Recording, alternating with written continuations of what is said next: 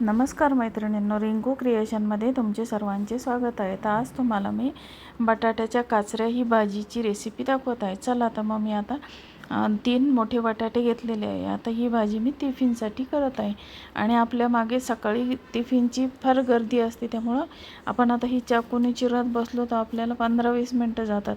पण हीच जर भाजी हेच जर बटाटे आपण वेफर्सच्या किसणीने जर याचे स्लाईस केलं तर पटकन होतात आणि भाजी पण पटकन शिजते, कारण पातळ पातळ स्लाईस होतात. तर अशा प्रकारे या बटाट्याचे 4 भाग करून घ्यायचे आणि किसणीने आपल्या वेपर्सच्या किसणीने ते किसायचे.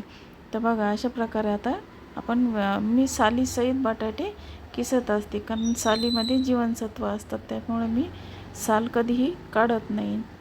तर बघा मैत्रिणींनो, असे आपण 4 भाग करून घ्यायचे आणि बटाटे आपल्याला किसून घ्यायचे आहे. तर आपण आता हे सर्व बटाटे किसून घेत आहोत आणि नंतर आपण त्याची भाजी करणार आहोत.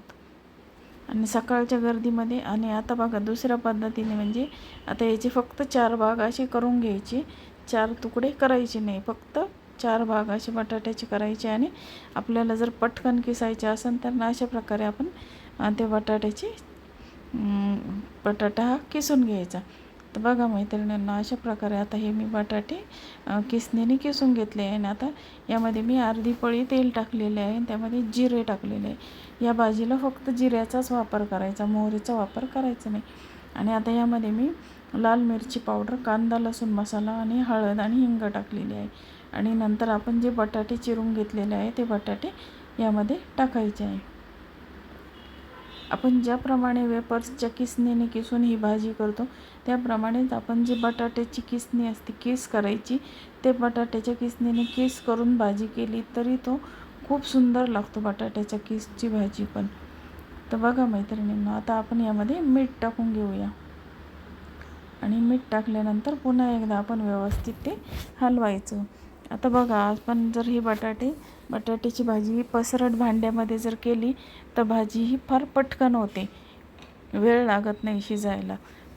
आणि आता आपण त्यामध्ये कोथिंबीर टाकूया आणि 5 मिनटं आपण भाजी शिजवून घेऊया. तर बघा मैत्रिणींनो, तुम्हाला ही बटाट्याच्या काचऱ्याची रेसिपी कशी वाटली, आवडली असेल तर माझ्या चॅनलला लाईक, शेअर आणि सबस्क्राईब जरूर करा. आता आपण 5 मिनटं ही भाजी शिजायला ठेवूया. आता त्याच्यावर झाकण ठेवून 5 मिनटं आपण भाजी शिजवून घेऊया. 5 मिनटात आपली भाजी रेडी होईल.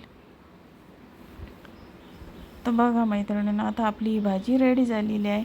आणि मुलांना कडक केलेली भाजी खूप आवडते, ती वेफर्ससारखी लागते खायला. तर बघा अशा प्रकारे आता ही काचऱ्याची भाजीची रेसिपी पूर्ण झाली आहे. मी सर्विंग बाउलमध्ये ती काढून घेतलेली आहे. तर बघा मैत्रिणींनो, तुम्हाला आता ही रेसिपी कशी वाटली, तुम्हाला जर ती आवडली असेल तर माझ्या चॅनलला लाईक, शेअर आणि सबस्क्राईब जरूर करा. धन्यवाद.